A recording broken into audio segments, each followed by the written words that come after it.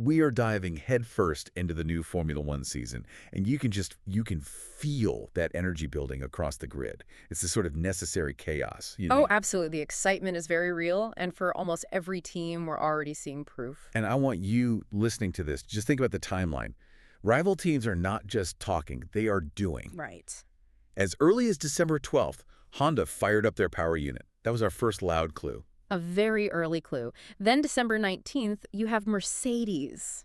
Their engine roars to life. And then there's Audi. I mean, they're the future powerhouse, right? They didn't just start their engine on the 19th. They've already run on track. They have data. They have real-world on-track data. They are moving. So then we look at Maranello.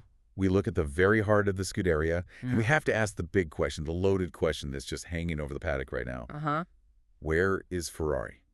What is the meaning of this absolute, this unnerving radio silence from them? That silence is starting to sound like a warning, isn't it? I mean, we're halfway through January, we're hurtling towards the first tests, and that silence from Maranello, it's not golden. Yeah. It's deafening. There is some really alarming information starting to surface from sources close to the team, and it's suggesting a major crisis is brewing. We need to be really clear on this. This segment is part of our news coverage of recent F1 events. We are reading the smoke signals, and right now, the smoke rising above Maranello is thick, and it is scarlet red. And you can't overstate how serious this is. F1 is a game of millimeters and deadlines that do not move. Right. So when you see the competition moving, finding those tiny gains, and you look at Ferrari, who seem to be, well, stuck. Yeah. This is where a championship can be lost before a wheel is even turned. Okay, let's unpack this. Because the core revelation, it's a genuine bomb. It is. Reliable sources in Italy are saying this. The Ferrari power unit for the new car. It has not yet been started, not once. Just let that sink in for a second. We are, 11 days away from the car presentation? That's January 23rd. A week and a half. And the established timeline for any top team is that the presentation is followed immediately by a shakedown, usually at Fiorano. That's your first proof of concept, the first time you see if it all actually works together. Exactly. The electrics, the hydraulics, the engine, everything under load for the first time. And if you haven't even fired the engine up in the garage, then you absolutely cannot run on a track. You can't. You have no idea if it's even basically operational. This is a truly massive deviation from the timeline. Normally, by now, you'd have done multiple fire-ups. You'd be running it on the test bench, simulating races. Pushing it to find weaknesses. Ferrari, it seems, is doing none of this. Which brings up the big question about what team principal Fred Vasseur promised everyone, especially the Tifosi. Yes. He said, and I'm quoting, "A calm, silent, long, and quiet winter, using every last second to be aggressive with the car." We were sold this idea that the silence was strategic. And what's becoming clear, what the sources are really suggesting, is that this silence is now a forced delay. It's not a choice. So they're not quiet because they want to be, they're quiet because they have to be. Exactly. They can't make noise right now.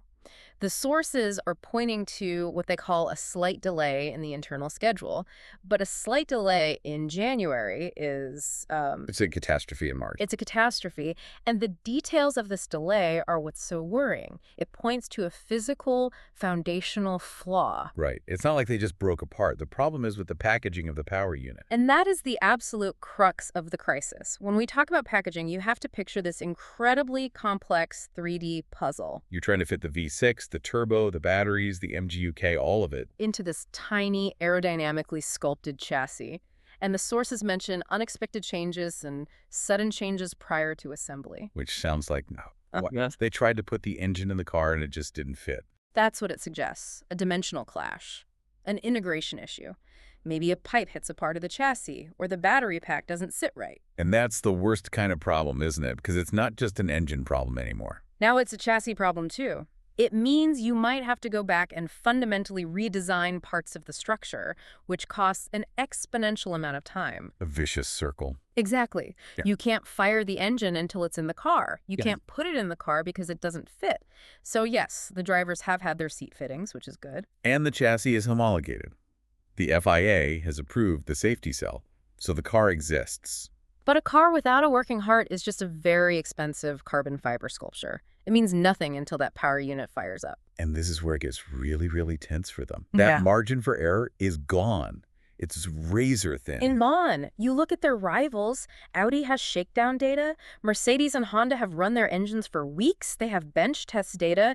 They know what they have. Ferrari has zero. No data, no proof, and the clock is just ticking so fast. They're gambling. They're gambling all that precious track time for this last-minute aggressive design. But the regulatory deadlines, they don't care. They are absolute. So let's lay them out. First up, January 23rd, the car presentation. And imagine the scene. They roll the car out, the cameras flash, and then they just roll it back into the garage. No shakedown at Fiorano.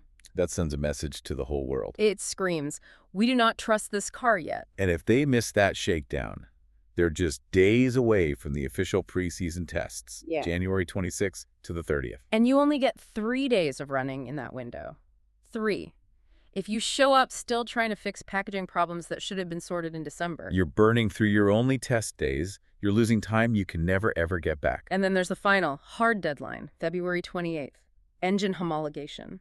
The design has to be frozen before March 1st. No exceptions. So if they're still making sudden changes now, in late January, the risk is huge.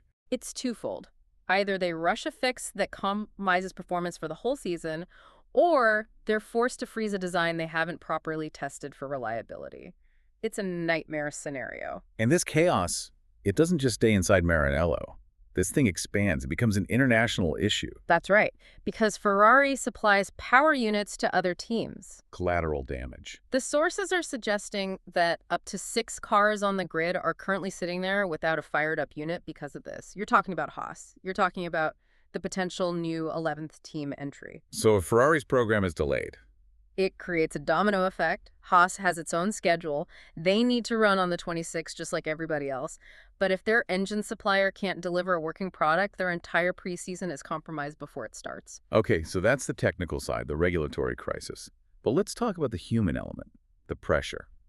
Because this is a monumental season for them. It's layered with historical levels of pressure. For Charles Leclerc, this is a huge year. It could decide his whole future with the team. With his contract situation, the expectations. He needs a stable, competitive car from day one to prove he can lead that team to a championship.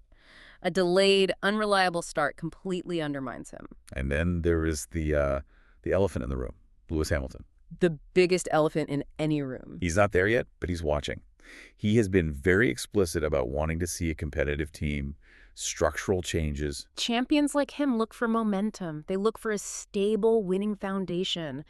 And the early reports he's hearing now are of chaos, delays, and fundamental design flaws. That's not what you want to hear from the team you're betting the end of your career on. Not at all. He's counting on them to challenge for an 8th title.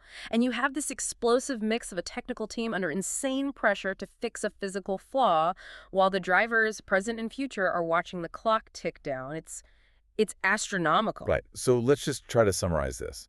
The sources are painting a picture of a chaotic situation, even if the team is trying to keep a lid on it. Yes. But the hard fact is, this delay means they are gambling. They're sacrificing that crucial track time their rivals are using right now for this super late development push.